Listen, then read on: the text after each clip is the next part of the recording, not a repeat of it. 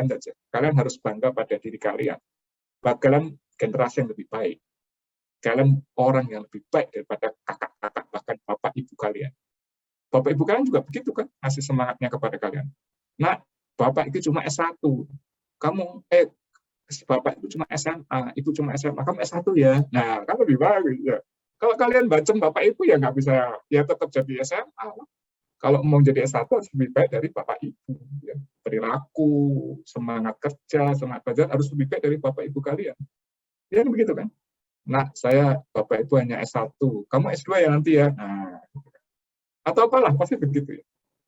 Saya lebih baik. Jadi kakak kelas itu dipelajari, dilihat ya, untuk dipelajari kelemahannya. Apa sih? Masa begini sih? Harus lebih baik lah saya lah. Cari ya, cari di internet banyak itu informasi ya. Nanti saya berikan inovasi konstruksi. Ya. Luar biasa inovasi konstruksi. Ya. Material itu sudah disambungkan dengan energi. Ya. Jadi bagaimana menggunakan atap, menggunakan lantai itu sudah nyambung dengan sistem energinya, sistem elektrikal menjadi sumber dari energi. Nah itu gambarnya juga nggak mudah. Gitu. Gimana kita gambarnya? Kita harus tahu sistemnya dulu baru kita gambarkan. Nah itu ya, itu kita pelajari minggu depan ya. Jadi inovasi konstruksi. Bangunan sipil dulu ya, yang basic itu seperti apa bangunan sipil? Bangunan sipil itu ada gedung. Gedung itu ya bangunan apa ya? Bangunan gedung ya, yang lantai rendah ya, landed house yang menapak di tanah itu ya. Ada yang mid rise ya, ketinggian sedang, ada yang high rise ya, tinggi sekali. Ada yang complicated ya, kayak bola, berbentuk stadion, bukan complicated. Itu bangunan satu ya, bangunan gedungnya. Kedua, bangunan air. Sipil itu juga ada bangunan air. Apa itu? Bendungan. Ya. Tahu bendungan ya? Gorong-gorong. Tahu gorong-gorong ya? Saluran air. Ya. Macam-macam ya. Itu bangunan air. Itu wilayah sipil juga. Ada lab-nya. Kalau kalian tertarik untuk ngambil keilmuan air, masuk lab hidro, nanti mata kuliah pilihannya ambillah yang hidrologi. Banyak itu. Lalu apa setelah gedung? Kalau gedung masuk lab mana? Gedung itu bisa ke lab struktur dan lab material. Ya. Lab struktur terutama. Kalau kalian suka bangunan gedung ya fokus ke lab struktur atau lab manajemen konstruksi, semuanya ya, semua bidang. Setelah air apa? Transportasi. Ya. Apa bangunan transportasi? Ya jalan, ya. Jembatan. Ya. Jembatan itu struktur juga, campuran ya. Tapi jalan itu transportasi. Bandara itu yang runway-nya itu itu bisa campur juga, geoteknik juga ada. Tapi desain engineering-nya itu adalah transportasi. Bukan orang geoteknik, dia nggak bisa ngukur berapa panjangnya. Orang geoteknik nggak bisa merencanakan berapa panjangnya runway untuk pendaratan pesawat itu, nggak bisa. Orang transport yang tahu. Oh, 1 kilo untuk Boeing, ya. Kalau untuk helikopter ya cukup 100 meter, gitu. Nggak sampai ya 20 meter pun cukup. Itu orang transport. Ya. Silakan kalau Anda tertarik. Itu bangunan sipil transportasi. Luar biasa ya sipil ya, banyak sekali.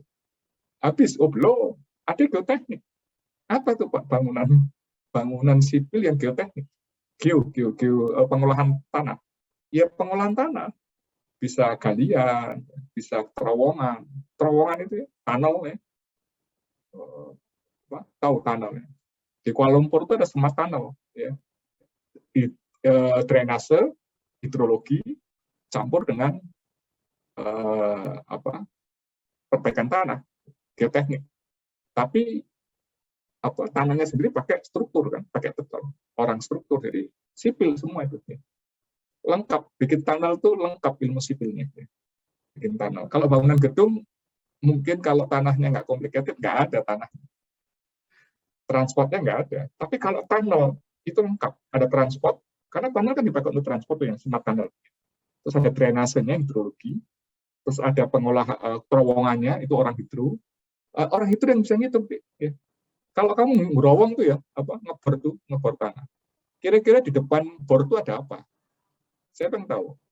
Di depan bornya itu loh, mata bornya itu. Ada kerangka manusia, ada puing-puing meteor, ada air, itu orang geoteknik pintar. Dia diajarkan memprediksi itu. Termasuk ya gimana perilaku tanahnya supaya dibor nggak ambrol. Terus ada strukturnya. Jadi kalau kalian mau engineer sipil lengkap, masuklah ke tunnel ya. Apalagi tunnel antar pulau. Inggris Prancis ya. Prancis itu di daratan peninsular, Inggris itu di kepulauan. Dia bikin tunnel. Inggris Prancis. Inggris ngerowong, ngebor, Prancis ngebor, ketemu di tengah. Ketemu di tengah enggak selip, enggak selegenje kata selip ya. Enggak ketemu pas gitu ya. Luar biasa. Gimana caranya coba? Oh, enggak kelihatan. Luar biasa ya. Itu tunnel itu. Ya nggak tahu kalau nggak ketemu terus gimana? Bikin 2 tunnel akhirnya. Ya sudah double track ya. Akhirnya double track, Prancis ke Inggris, Inggris ke Prancis. Ya enggak lah ya, harusnya ketemu. Di Malaysia juga bikin tunnel itu, smart tunnel itu. Tapi dia nggak berani dari ujung ke ujung ketemu di tengah. Dia dari tengah ke ujung-ujung. Jadi ada 2 mesin bor, ungkur-ungkuran, apa bahasa Jawa ungkur-ungkuran, saling membelakangi gitu ya. Jadi yang satu ke kiri, yang satu ke kanan. Jadi nggak perlu ketemu. Itu cara supaya cost untuk deteksinya tidak terlalu mahal. Mendeteksi itu kan mahal sekali. Itu tidak terlalu mahal. Kalau Inggris Prancis ketemu di tengah, luar biasa itu, bangunan sipil yang luar biasa. Kalian bisa itu tertarik itu ya. Bikinlah tugas akhirnya itu terowongan gitu, luar biasa itu. Engineer sipil yang komplit. Baik itu ya, ada geoteknik. Jadi di kita ada lab geoteknik ya, di sipil. Ada lab geoteknik itu Bu Nur Endah, Pak Indra Surya, Profesor Indra Surya, Profesor Nur Endah, kenal semua ya gitu ya. Itu di geoteknik. Ya. Kemudian yang di transport itu siapa? Oh, Prof Ria Asik ya, sama Bu Hera itu di transport dan teman-temannya transport. Kemudian di hidro itu ada siapa? Pak Prof Najaji, ya. Pak Umboro tuh kepala departemenmu itu, ya itu hidro itu ya. Itu silakan kalau tertarik bangunan sipil yang hidro. Ya. Apalagi kalau struktur itu dibagi 2, ya. Struktur itu dibagi 2 labnya. Tapi mata kuliah pilihannya 1 ya. Jadi 1 bidang ilmu, tetapi labnya bagi 2. 1 lab struktur itu ada Prof Priyo Suprobo, kenal ya. Prof Tavio itu ya. Kenal ya. Semua kenal ya. Itu lab struktur. Maaf salah, lab material. Kalau lab struktur itu Prof Triwulan. Kalian sudah kenal Prof Triwulan di mata kuliah apa? Mekanika bahan atau mekanika teknik. Pusing ya. Ya, itu Prof Triwulan itu ya. Itu di struktur. Nah, kalau Prof Probo, Prof Tavio itu di material. Maaf ya, beton. Beton sekarang jadi material. Lab material. Lalu di manajemen konstruksi yang terakhir. Jadi ada berapa tuh? Itu semua bangunan sipil, mengajarkan bangunan sipil. Jadi kalau kalian tertarik jembatan, ya silakan ke struktur. Tertarik sama bangunan air, ke hidrologi. Nah, kalau yang mengelola non-teknikalnya, kayak manusia, biaya, waktu, itu manajemen. Ya, memanage ya. Manajemen konstruksi itu ada labnya. Saya di situ. Ya. Saya ada di manajemen konstruksi. Kira-kira itu ya, bangunan sipil dan inovasi konstruksi. Minggu depan. Menarik minggu depan ya. Akan saya putarkan beberapa film terkini, termasuk boring tunnel-nya Elon Musk. Kan saya putarkan nanti. Tahu ya? Elon Musk tahu ya? Harus tahu. Idolanya milenial sekarang itu Elon Musk. Ya. Belum terlalu tua juga, dia masih muda ya. Elon Musk. Dan dia orang super kaya yang luar biasa, bukan, maaf ya kalau saya membandingkan ya, tetapi ya dibanding dengan Amazon, ya, Jeff Bezos, ya memang sama-sama pekerja keras, sama-sama jenius, tetapi dia kan maklar, tanda kutip, dia kan jualan, nggak bikin produk, dia kan menggunakan teknologi. Kalau Jeff Bezos ya, menggunakan teknologi untuk apa? Untuk menjembatani jual beli. produknya apa? Nggak ada. Apa nilai tambahnya? Ya ada, pasti ada. Inovasi juga. Artinya kita lebih mudah bertransaksi. Tetapi penciptaan itu lebih banyak ke Elon Musk, ke Bill Gates, gitu. Beda ya. Apalagi Mark Zuckerberg itu saya nggak setuju kalau jadi idolanya milenial. Saya nggak setuju. Orang-orang kampus jangan mengidolakan Mark Zuckerberg. Sebagai pribadi oke, ya. Sebagai pribadi karena dia luar biasa ya. Tetapi sebagai bisnis produk dia kan apa? Facebook, apa kira-kira manfaatnya buat humanity, kemanusiaan kita ya? Ya ada pasti, tapi tidak cukup besar, ya. Tidak cukup melakukan perubahan terhadap untuk kebaikan, tidak cukup besar. Yang besar itu yaitu Elon Musk, Bill Gates, gitu ya. Itu yang dia menciptakan sesuatu, menciptakan untuk mempermudah kehidupan. Ya memang mereka semua menciptakan kemudahan, tetapi apa yang dirasakan dalam kehidupan manusia itu berbeda. Ya. Elon Musk misalkan mau sekarang lagi bikin proyek ke Mars misalkan. Jeff Bezos juga sih ya. Sekarang bergeser ya, karena dia pengen bernilai. Kalau dia di perdagangan terus, dia merasa nggak bernilai lah. Ya. Maka dia meningkatkan value-nya dengan masuk ke ruang angkasa juga. Malah lebih dulu ya. Jeff Bezos lebih dulu ke ruang angkasa daripada Elon Musk. Luar biasa. Sampai akhirnya tenaga kerjanya Jeff Bezos dibajak oleh Elon Musk. Karena sudah berpengalaman sukses menerbangkan bosnya ke luar angkasa. Nah, ada namanya boring tunnel dari Elon Musk. Apa boring tunnel itu? Itu ya tunnel, jadi transportasinya tapi super modern. Jadi keluar masuk ada poin-poin tertentu keluar masuk dari atas ke bawah. Kemudian dengan kecepatan hyperloop ya, kecepatan luar biasa mobilnya itu di dalam tunnel itu dan tidak digerakkan oleh kendaraan itu. Tadinya kan kita menggunakan hyperloop di atas ya. Itu civil engineering juga, bangunan sipil di hyperloop. Tetapi ternyata kalau di atas kesulitan. Di bumi ini membangun sesuatu di atas itu kesulitan. Maka Elon Musk pindah ke bawah jadi boring tunnel.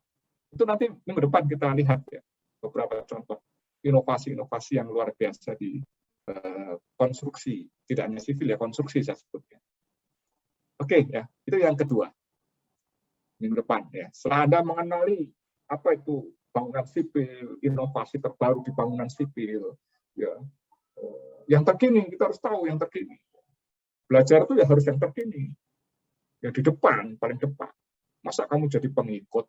Jadi pemimpin lah, leader. Sama tadi saya singgung kan, boleh lihat punya kakak kelas, tapi kakak kelas itu sudah zaman lampau, kuno. Kakakmu itu sudah kuno. Ya. Jadi kamu pakai sebagai pijaan anak tangga, kamu harus naik anak tangga lebih tinggi lagi kan gitu ya, yang terbaru lagi gitu. Terus nanti adik kelas kamu juga, wah apa adik kakak kelas udah kuno, naik lagi kan. Jadi kita nggak ketinggalan, kita nggak pernah ketinggalan kalau kita selalu lebih maju. Oke, kemudian setelah kalau sudah tahu bangunan sipil dan inovasi-inovasinya, kita masuk ke pembelajaran yang sangat penting, yaitu integrasi sistem. Apa itu integrasi sistem? Sebuah bangunan itu, ya dia dibangun tidak mungkin dari satu keilmuan. Ya, itu banyak sistem yang terbangun di dalam sebuah bangunan. Paling klasik ya sistem struktur, sistem arsitektur, sistem mekanikal, sistem elektrikal, sistem apalagi ya. Mungkin yang elektrikal itu macam-macam juga ya. Harus kuat, harus lemah. Sistem lanskap ya, sistem energi ya. Kalau ada energi khusus ya, nanti ada bangunan yang menggunakan energinya sesuai energi ya, sampai menjual energinya malah. Nah, itu diintegrasikan jadi satu. Menjadi sebuah bangunan. Bagaimana mengintegrasikannya ini yang paling penting. Karena bangunan nggak mungkin jadi hanya oleh orang sipil. Kamu bikin rumah tinggal aja besok tugas besar kalian ini ya, itu mungkin masih bisa terbayangkan karena kalian tinggal di rumah tinggal. Ya. Itu aja susah.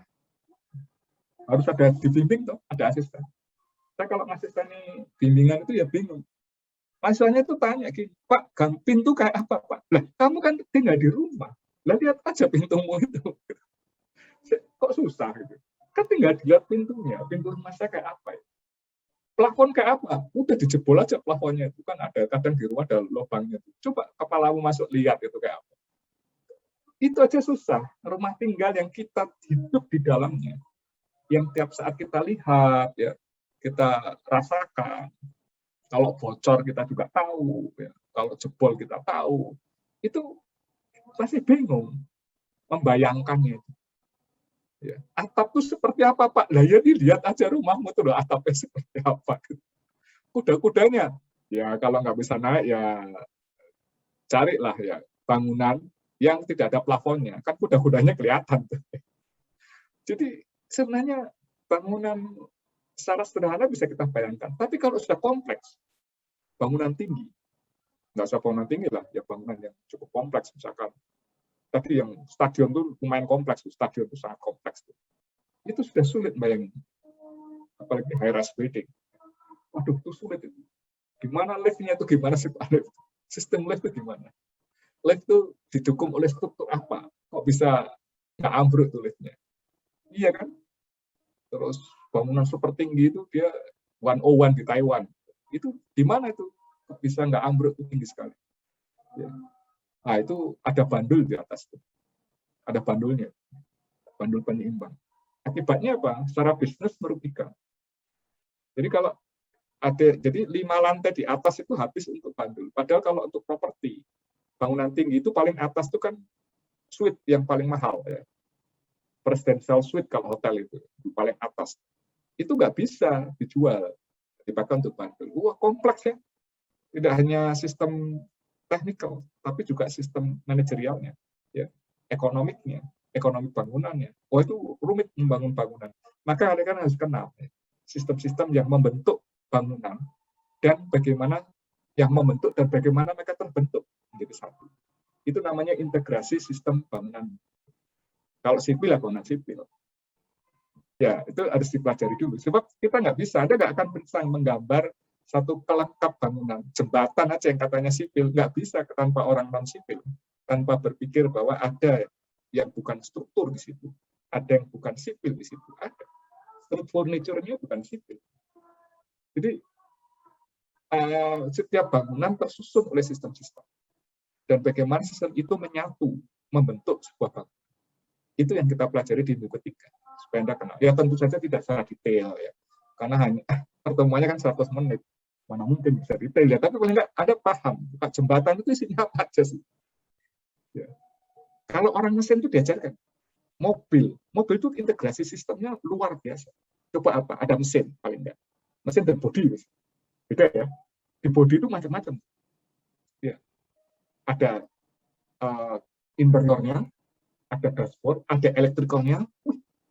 Sistemnya luar biasa. Emang satu orang yang bikin, orang mesin nggak tahu lah elektrikalnya. Orang mesin suruh buka Mercy terbaru ya, isinya apa? Elektrikal semua otomatis, macam nggak paham dia. Saya ngertinya mesin, Pak, sorry Pak. Loh, tapi kan mobil. Iya, saya cuma mesin. Itu orang elektrikal, nah kan? Nggak paham. Interior, orang interior, desain produk. Iya.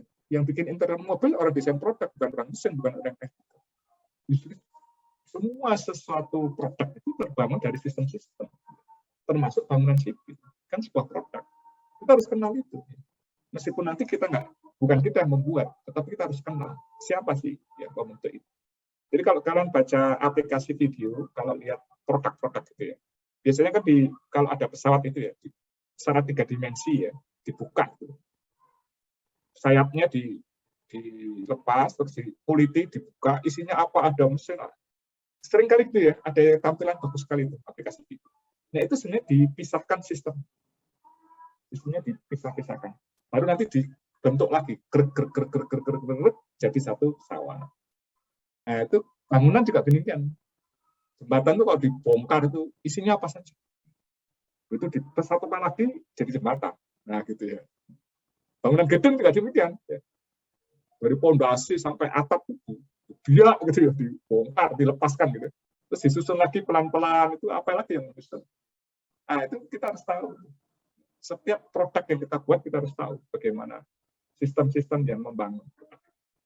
Itu ya, pertemuan ketiga nanti kita diskusi. Itu juga simulasinya akan saya berikan nanti beberapa membentuk Ya, tapi menggunakan aplikasi yang sudah ada di pasaran. Tinggal dilihat saja. Kemudian pertemuan keempat, masuklah ke konstruksi bangunannya. Bagaimana kalian mengenal, memahami, kemudian bisa menggambarkan. Membaca juga ya, membaca konstruksi bangunan. Gedung, ya, saya ngajarkan gedung. Pak Dharma nanti ngajarin menggambar, tapi juga bangunan non-gedung. Karena Pak Dharma itu dari Hidro. Pak Dharma itu juniornya Pak Umboro, jadi satu lab dengan Hidro. Akan mengajarkan bangunan yang non-gedung. Bangunan air. Termasuk pantai. Pantai itu bangunan air juga.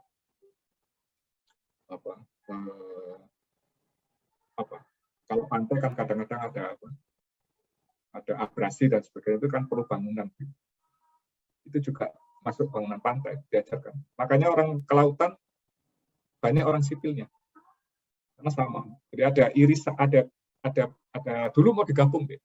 Program studi sipil dengan program studi kelautan itu mau digabung jadi satu fakultas. Karena satu, kalau untuk kelautan hidronya itu sama. Di sana orang sipil juga banyak. Tapi gedung yang lain enggak. Orang kelautan enggak belajar transportasi laut kali. Tapi kan kapalnya lain. Geoteknik juga enggak ada. Kecuali bawah laut. Belum ada. Siapa yang mempelajari bangunan bawah laut, tanah yang di bawah laut? Nggak tahu ilmu apa itu. Kelautan juga belum ada. Ya, itu masuk pertemuan keempat, kelima saya berikan dasar-dasar untuk konstruksi bangunan, gedung. Yang pertama strukturnya. Struktur itu ada pondasi, mulai dari pondasi. Kemudian struktur bawah, beda. Kalau bangunan sederhana jadi satu. Rumah tinggal itu pondasi sama struktur bawah jadi satu. Tapi kalau bangunan tinggi itu harus dipisahkan. Karena yang bikin juga lain. Kontraktornya lain. Tidak ada kontraktor umum, main kontraktor itu membuat pondasi. Hampir nggak ada. Jarang. Hampir nggak ada. Pondasi sendiri, kontraktor sendiri. Baru setelah pondasi selesai, kontraktor umum masuk. Kecuali desain and build. Kalau desain and build mungkin jadi satu. Tapi kalau kontrak, kenapa? Untuk kontrol. Karena pondasi itu dikontrol oleh bangunan atasnya. Dan perlu waktu lama. Karena harus testing dulu kan. Kayak sekarang teknologi baru, nggak perlu gitu. Tapi klasiknya seperti itu. Jadi pondasi itu dipisah. Nah, pondasi itu kalau yang panjang, nanti ada yang namanya pile cap. Cap atau sistem yang menghubungkan antara pile-pile. Ya, itu namanya pile cap.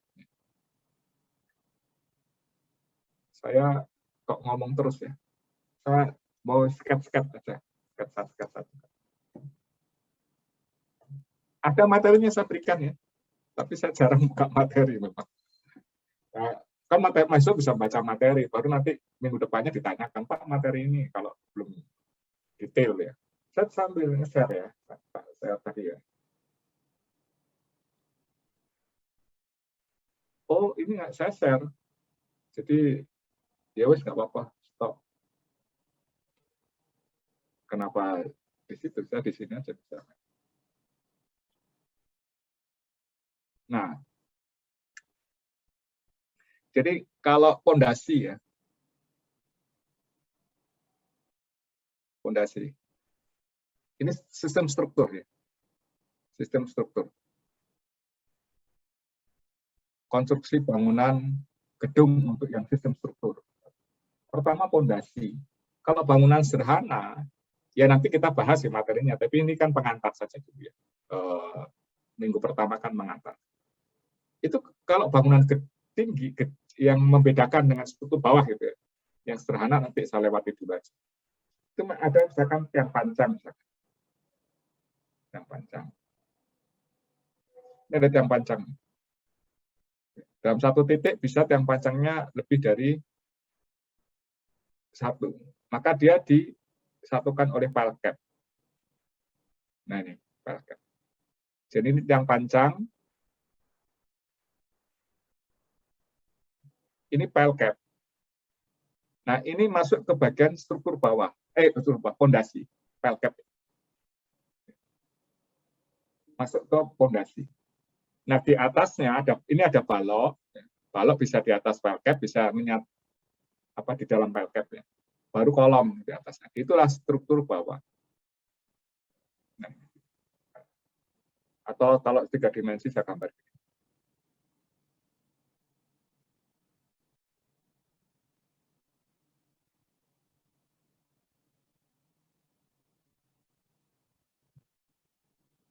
Nah, gitu ya.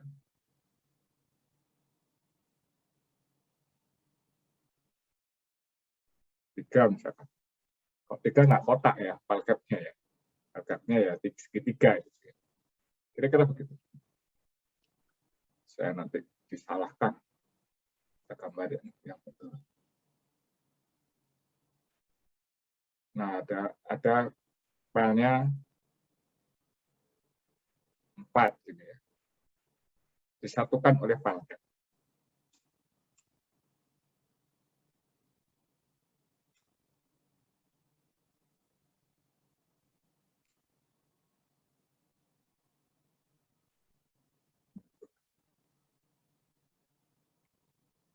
Kemudian ada struktur bawah. Nah, pelkap itu seringkali juga masuk struktur bawah. Dia perantara antara struktur atas dan struktur bawah. Struktur bawah itu bisa pelkap plus slope-nya atau balok bawah. Ya, pelkap dan balok bawah. Itu kalau struktur bawah. Jadi saya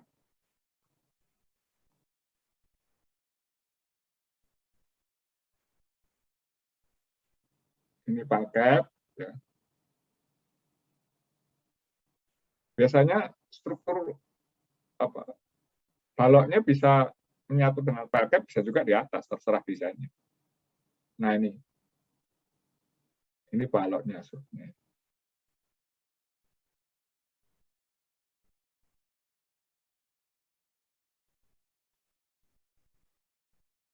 Ini tadi pondasinya panjang misalkan.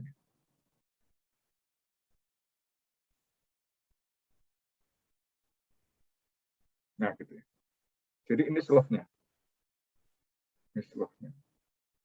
Ini pelkap. Ini struktur bawah.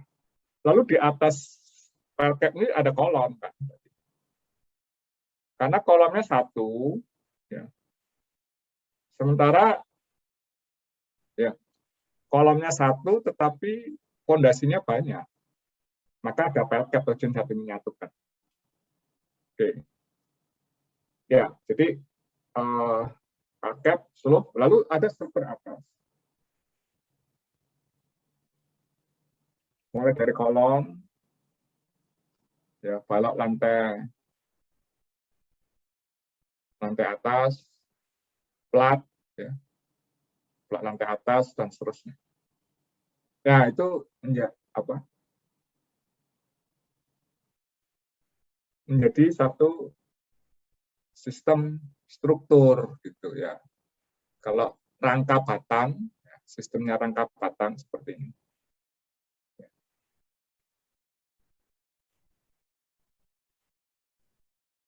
Ini jadi sistem struktur.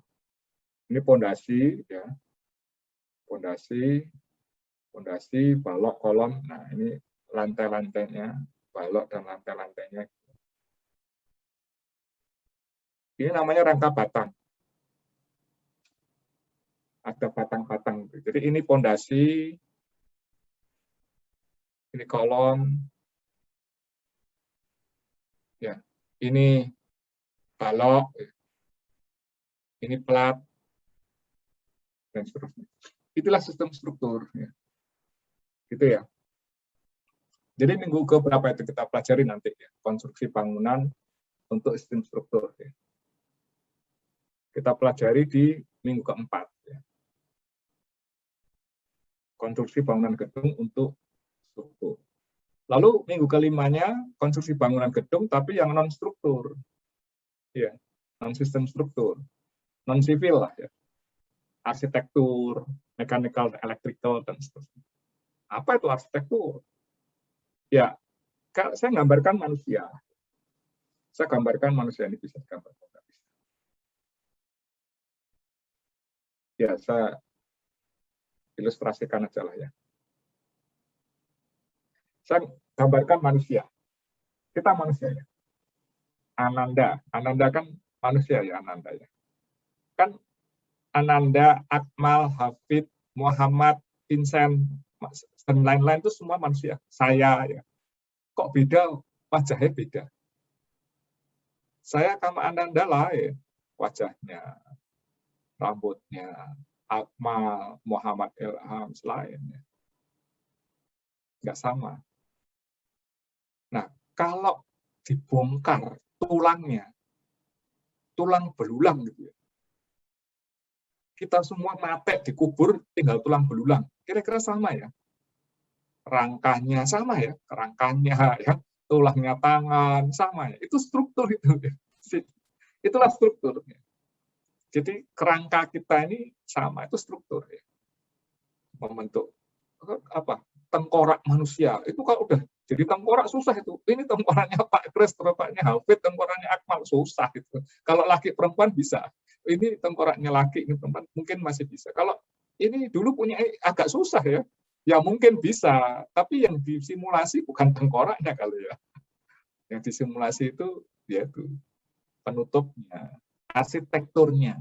Maka terbentuklah ya, rangka batangnya sama tapi bangunannya jadi berbeda. Itulah arsitektur ya.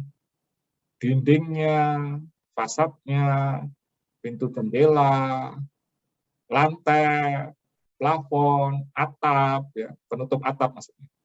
Ya, rambutnya lain, rambut saya dengan rambutnya Ilham lain. Ilham itu cepat itu ya.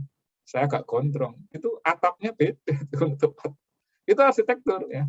Kira-kira begitu ya. Kalau gambarkan dengan manusia itu begitu. Kalau kita orang sipil itu ya membentuk rangka, membuat rangkanya itu tulang-tulangnya tangan itu sama, saya dengan kalian sama. Ya relatif sama, ada yang beda, tapi relatif sama. Tidak selalu sama, tidak. Tapi arsitektur langsung berbeda semua. Ya. Tulangnya sama, tapi bisa ada yang kurus, kan dagingnya tipis, ada yang gemuk, dagingnya tebal. Ya. Tapi ada gemuknya yang di kaki, ya. Dan daging kakinya tebal, tapi tangannya kurus. Ada nggak kira-kira begitu? Ya mungkin ada, kita nggak ngerti lah. Kan beda macam-macam. Itu arsitektur yang membentuk sesuatu menjadi apa ya? Ya kira-kira arsitektur seperti itulah ya. Jadi ada lantai, ada plafon, ada dinding. Dinding terutama ya. Rangka nggak dikasih dinding ya bisa beda kelihatan. Ada beberapa bangunan yang tidak selalu kolomnya dikasih dinding. Menarik juga itu. Bangunan apa? LIPI kalau nggak salah. BPP saya lupa di Tamrin itu tuh. Ada 2 kolom gede sekali gitu. Itu nggak dikasih dinding, bagus juga. Itu arsitektur kan. Oke, ya, sistem arsitektur. Mechanical, electrical apa? Nah itu, ibarat manusia.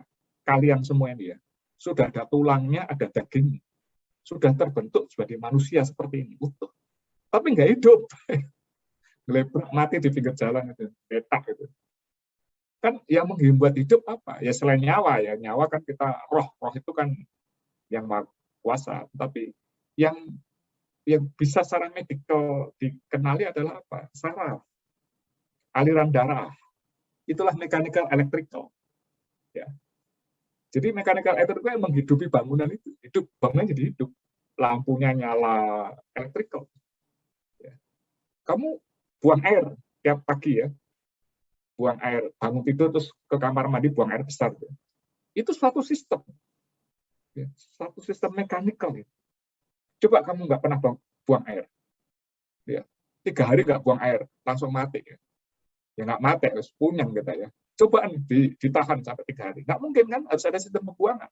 Sama dengan bangunan, harus ada sistem pembuangan. Nggak ada sistem pembuangan gimana? Itu mechanical plumbing. Ya. Sistem. Ya, kalau kita mengibaratkan manusia seperti itu. Manusia juga terbangun dari sistem-sistem. Yang macam-macam. Ya, yang sangat kompleks seperti ini. Ya. Karena ciptaan yang maha kuasa, jadi sangat kompleks ya. Luar biasa. tidak sekompleks lebih kompleks dari ciptaan manusia, kalah kompleks dengan manusia. Gennya, selnya itu kan juga sudah berbeda. Kira-kira begitu ya. Jadi sistem yang non struktur itu arsitektur, mechanical, electrical kita bahas nanti ya. Termasuk apa saja yang ada di situ, menggambarkannya gimana, membaca gambarnya seperti apa. Tidak mudah ya membaca gambar non struktur itu tidak mudah. Nah, untuk apa? Kalau kalian lihat gambar, ya, ini kira-kira dindingnya apa ya Pak? Ya lihat gambar notasinya, batu bata atau kaca Pak. Ya dilihat gambarnya itu kan bisa berbeda. Apalagi mechanical electrical yang kita mungkin nggak dia pelajari. Karena nggak diajari kalau nggak ngambil utilitas. Ada mata kuliah utilitas diajarkan mechanical electrical. Tapi kan pilihan. Nah pilihan kan nggak harus ngambil. Kalau nggak ngambil berarti kan nggak ngerti. Kalau nggak ngerti kita harus bisa bekerjasama dengan orang mesin dan orang elektro. Jadi kalau nanti Anda bikin proyek bangunan, nanti di proyek itu ada orang elektro, orang mesin, orang sipil, arsitek, macam-macam. Ya. Tidak hanya sipil. Ya. Itu mereka mengintegrasikan keilmuannya itu ke dalam satu program. Oke ya, itu pertemuan kelima. Nanti kita diskusi. Setiap pertemuan ada modulnya nanti. Tapi saya berikan modulnya per pertemuan saja, supaya belajarnya nggak terlalu banyak. Ini sedikit. Fokus lah. Ya. Yang keenam, kalau konstruksinya sudah paham, sudah mengerti lah, bukan nggak memahami, tapi mengerti ya. Maka kita belajar dasar menggambar teknik. Dasar saja, menggambar teknik bangunan sipil. Gimana semua itu digambar itu gimana? Gambari gimana? Produk itu sebelum dibuat kan digambar dulu, ada desain. Desain itu nggak bisa dipahami oleh orang kalau tidak divisualkan. Visualisasinya pakai gambar. Desain bukan gambar loh ya. Desain itu rancangan. Bisa saja tidak pakai gambar, bisa.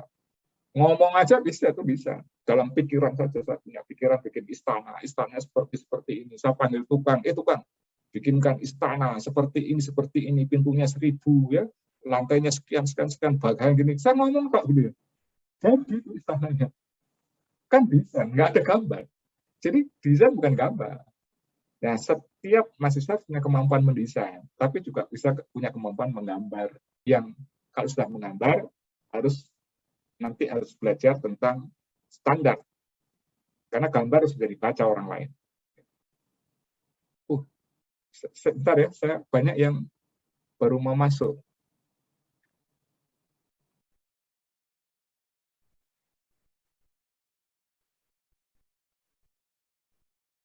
Sebentar. Ada yang saya lihat ada yang mau masuk.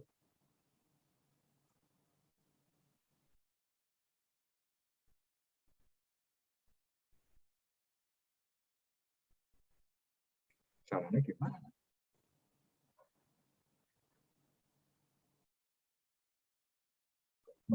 Saya kok. Oh ini.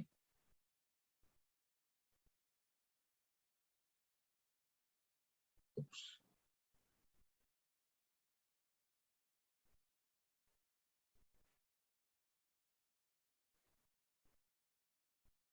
Loh, kok hilang? Yang mau edit hilang. Oh ada. Kois Al-Haki.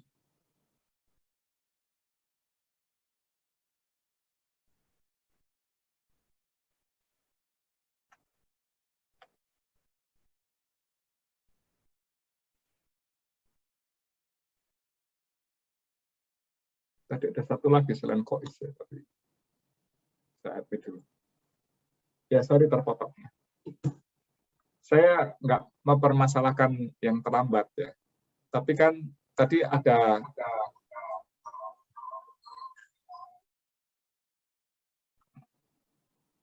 ya tadi ada presensi, ada absen. Absen kan 5 menitan ya benar. Jadi telat 5 menit lah. Loh ini ada lagi nih. Mau jadi mengganggu ya. Saya nggak masalah telat, tapi sangat mengganggu ya.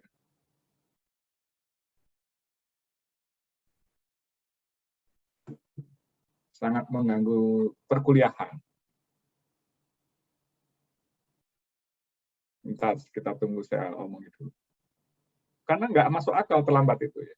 Seharusnya tidak terlambat ya. Kois sama Ahmad Jafar Sasongko tadi saya lupa yang terakhir. Saya kira udah masuk. Kois ini limit aja ya. Ya, Kois dan tadi yang terlambat ya. Saya nggak sama mahasiswa yang lain. Saya tidak mempermasalahkan terlambat, silakan aja. Tetapi yang pertama, saya kalau udah ngajar nggak lihat yang telat, nggak lihat admit ya. Kalau pas diam mungkin lihat gitu. Nah, kalau lihat baru saya tahu, kalau nggak bisa kelewat. Akhir kuliah baru mungkin saya lihat gitu, baru saya admit. Itu yang pertama ya. Jadi dosen itu tidak bisa melihat kemana-mana, Dek. Kalau udah ngajar ya dia ngajar. Jadi jangan diharapkan memperhatikan kalian yang tidak di kelas, sulit ya.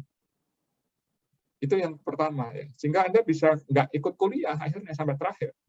Karena tidak diadmit, bukan tidak diadmit, nggak disuruh masuk tidak. Tapi dosennya itu nggak melihat, nggak memperhatikan. Karena sibuk ngajar. Kalau itu lagi nulis-nulis. Yang kedua, sangat mengganggu. Kan tadi terpotong kan ya. Terpotong harus ngadmit dulu. Kan kasihan teman yang udah di dalam kelas. Saya prinsipnya itu bebas ya, tetapi jangan mengganggu kelas. Saya selalu ya. Dan saya harus adil, artinya yang harus saya hargai yang di dalam kelas, bukan yang terlambat ya. Masa yang kelas menghormati yang terlambat, kebalik ya.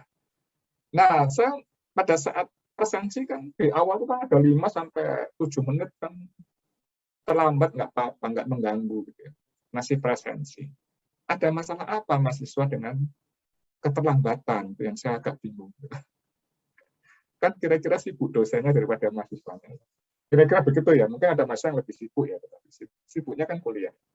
Tapi kan jumlah yang mata kuliah sama jumlah yang diajarkan dosen lebih banyak dosen mengajar. Artinya apa? Ya jangan terlambat lah disiapkan. Jadi kalau ada dosen yang mengajarnya melebihi waktu sehingga Anda terlambat di depannya, diingatkan dosennya. Dia nggak punya hak untuk mengambil jatahnya dosen berikutnya. Seringkali kan begitu ya. Anda kan nyambung nih kuliahnya. Tapi ada dosen yang melebihi waktu. Gitu. Ngawur juga itu. Dosen nggak benar. Kalau saya marah itu dosen. Nggak boleh. Loh, saya terlambat tadi Pak, sehingga saya mundur. Loh kan telat salahmu. Dosennya telat. Ada juga dosen terlambat itu. Tapi dia terakhirnya terus minta tambah. Loh ya nggak boleh. Jatahmu segitu aja sih. Kan kasihan dosen berikutnya, masa berikutnya. Anda tahu apa yang disebut SKS? 50 menit kan ya. Kenapa 50 menit 1 jam itu SKS? Kenapa nggak 60 menit? Ayo ada yang bisa jawab nggak? Itu Amerika punya itu. Yang bikin sistem SKS orang Amerika. Pendidikan di Amerika. Kenapa 50 menit? Ada maksudnya. Kenapa nggak 60 menit? 50. Yang 10 menit itu berpindah kelas. Begitu. Jadi di Amerika itu modelnya nggak kayak kita kuliah. Kita ini kan kebanyakan bareng terus ya. Makanya ada angkatan S. Wah, saya larang itu. Saya nggak mau ada S46, S50, S lilin, nggak ada. A1, A2, arsitektur angkatan 1. Itu kan karena kebiasaan kita satu kelas. Ya, kebiasaan satu kelas dan kebiasaan di SMA satu angkatan terus. Padahal kuliah itu nggak ada hubungannya satu individu dengan individu lain. Ya, ini sekarang mulai ini kurikulum baru akan berbeda. MBKM sudah berbeda, 40 SKS sekarang berbeda satu masa dengan lain. Kok bisa masih satu angkatan? Nggak ada. Jadi apa? Ngambilnya pisah-pisah. Sendiri-sendiri, ada ngambil golf, ada di USA ya diajarkan golf. Pilihan. Pilihannya nggak kayak kita, pilihannya serius pisah. Ya pilihan tuh ya jangan serius lah. Pilihan ya main golf, berkuda. Jadi ambil itu. Kan beda-beda. Nah itu 50 menit, yang 10 menit dia pindah kelas. Cari kelas yang sendiri-sendiri. Begitu. Jadi nggak ada terlambat. Artinya apa? Sebenarnya sistem SKS 50 menit itu ya tidak ada lah orang terlambat harusnya. Sudah diberi waktu sebenarnya. Sistemnya begitu. Jadi silakan. Tapi saya sekali lagi tidak mempermasalahkan yang terlambat ya. Terlambat ya boleh masuk aja. Ya, silakan aja. Cuma ya tadi ya ada kendala untuk apa? Saya lihat atau konsentrasi. Saya kira demikian. Kita lanjut aja pengantarnya supaya bisa selesai. Ya, itu yang tadi ya, nama minggu ke-6 ya, itu dasarnya tadi ya, dalam menggambarkan desain dan gambar. You punya desain, rancangan di dalam pikiran Anda atau dalam apapun Anda. Saya mau yang begini begitu. Nah, terus orang lain kan nggak sulit memahami. Orang teknik di dalam bahasa teknik sulit paham. Maumu itu yang seperti apa? Nah, digambar. Rancangan kamu yang bisa kamu ucapkan itu gambar. Digambarlah rancangan. Gambarnya harus bisa dipahami orang lain. Karena itu bahasa. Gambar itulah bahasa. Bahasa itu alat komunikasi kan antar orang satu dengan orang lain. Bahasanya orang teknik, engineering, itu gambar.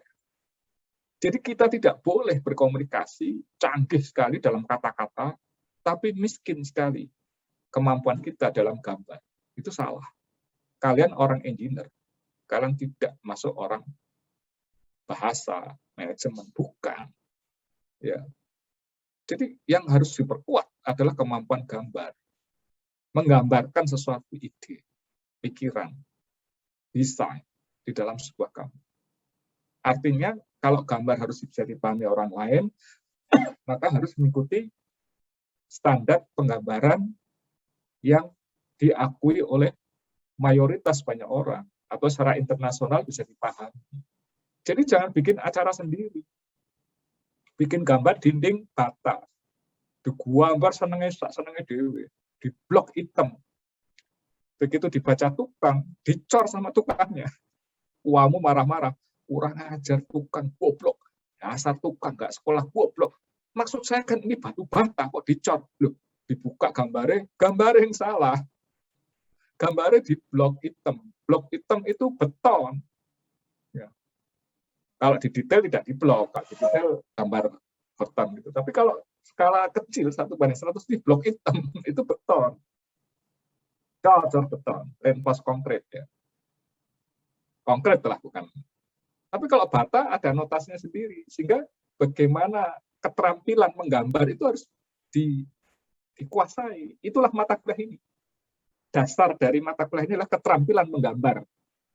Menggambar itu mengungkapkan rancangan ide apapun ya, dalam bahasa apa yang harus kita sampaikan ke orang lain dalam bentuk gambar. Mata kuliah itu ini. Tetapi full-nya ada di setengah semester kedua. Kan yang mau digambar apa kan harus tahu. Maka diajarkan dulu dasar-dasarnya tadi, menggambar bangunan sipil dan sebagainya. Tapi detail aturan gambarnya diberikan oleh Pak Dharma nanti ya. Yang detail gitu. Seperti apa. Harus bisa, harus ngerti ya. Lampu itu gimana notasinya lampu ya. Terus pipa, potongan pipa terpotong maksudnya. Harus ada standar menggunakan ya standar bahasa gambar yang diakui sebanyak mungkin orang atau internasional saya bilang gitu loh. Ya tidak ada yang satu diakui semua, nggak ada, tapi mayoriti karena standar Jepang, standar Europe, standar USA juga ada beda. Tetapi yang mayoritas dikenal, Indonesia enggak ya. Kita orang Indonesia, kita harus bangga pada Indonesia, tapi jangan kebanggaan gitu. Kita nggak punya standar. Kalau kita pakai caranya kita, nggak dipahami orang Amerika, nanti susah. Ya udahlah, kita nanti membangun ya, tetapi sekarang belum ada. Ya, sekarang titik koma aja kan kita bingung. Ya, ribuan tuh, ribuan. Desimal tuh loh, titik dan koma tuh. Kita mau pakai Europe atau US. Kalau Europe kan titik itu desimal. Kalau US koma, kita ikut koma US. Tapi dalam bahasa lain kadang kita ikut dalam notasi lain, kita ikut UK. Jadi kita ya bingung juga itu. Kadang Jepang tuh kadang punya sendiri standar engineering sendiri, penggambaran sendiri itu punya. Notasi termasuk numeriknya, angka-angkanya itu punya sendiri.